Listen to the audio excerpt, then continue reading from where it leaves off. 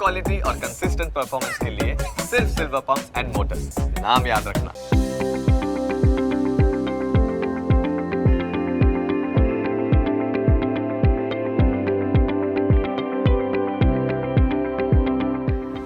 મોટા લોકોને તો ટાઈમ હોય એટલે એ લોકો તો ઘરકામમાંથી ટાઈમ કાઢીને આવી શકે, પણ મને તો જીવદયામાં બહુ જ રસ છે એટલે અમે અમારા ભણવાના ટાઈમમાંથી ભણીને બી બીજો ટાઈમ કાઢીને આ રોટલી કરવાની એ બધી સેવા કરવા માટે આવીએ છીએ. કેટલી રોટલી બનાવો છો? તમારા જેવી કેટલી બહેનો હોય રોટલી? અમારા જેવી તો રોજની તો ઘણી બહેનો હશે, એમ રોજની 93 બહેનો આવે છે, એમાંથી વિદ્યાર્થીનીઓ બી ઘણી હોય છે અને રોજની એક વિદ્યાર્થીની 40 રોટલી બનાવે છે.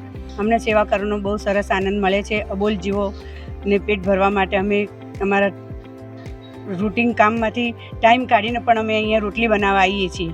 અમે દરરોજની 40 રોટલી બનાવીએ છીએ. અમારા સાથે બધું જોડેલું અમારો સેવક પરિવાર બહુ મોટો છે અને બધા જ અમે અહીંયા નિસ્વાર્થ ભાવે સેવા કરવા આવીએ છીએ અને અમારી રોટલી બહુ સરસ થાય છે અને બધા લોકો આવીને લઈ જાય છે. દૂર દૂર વગડાઓમાં લઈ જઈને ખવડાવે છે. અમારે બધાનો બહુ સરસ પરિવાર, અમારું બધાનું બહુ સરસ છે અને બહુ સરસ સેવા ચાલે છે અમારે અહીંયા. ભગવાન ભૂખ્યા ઉઠાડે પણ ભૂખ્યા ન સુવાડે, અને આ માટે આપણે ત્યાં ધાર્મિક સ્થાનો ઉપર 24 કલાક માટે જે અન્ય ક્ષેત્રો ચાલતા હોય છે, પણ એ માણસની વાત છે. પણ ગુજરાતની પહેલી એક એવી સંસ્થા છે કે જેને મૂંગા પશુઓની ચિંતા કરી છે. મૂંગા પશુઓના પ્રેમને થઈને આ સંસ્થાએ એટલો પ્રેમ વરસાવ્યો કે તેની નોંધ એશિયા બુકે પણ લેવી પડી, લિમ્કા બુકે પણ લેવી પડી. અને આ સંસ્થાએ એવી સરસ ચેન ગોઠવી છે કે ઊંઝાની 700 બહેન પોતાના વ્યસ્ત શિડ્યુલમાંથી ટાઈમ કાઢીને આ રોટલી બનાવવા માટે આવે છે. તો ઊંઝાના 300 કરતાં વધુ લોકો આ રોટલી વિતરણનું કામ કરે છે અને તમામ ચેન જે આખી છે એ કોઈ પણ પૈસા લીધા વગર એટલે કે નિસ્વાર્થ ભાવે ચાલી રહી છે.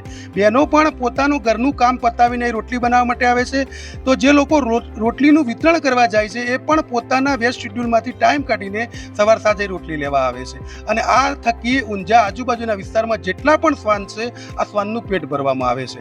અને એટલે જ આ ઊંઝા આજુબાજુના વિસ્તારમાં એક પણ શ્વાન એવું કહી શકાય કે ક્યારેય ભૂખ્યો સૂતો નથી. Kamlesh Raval, news capital, Unjha.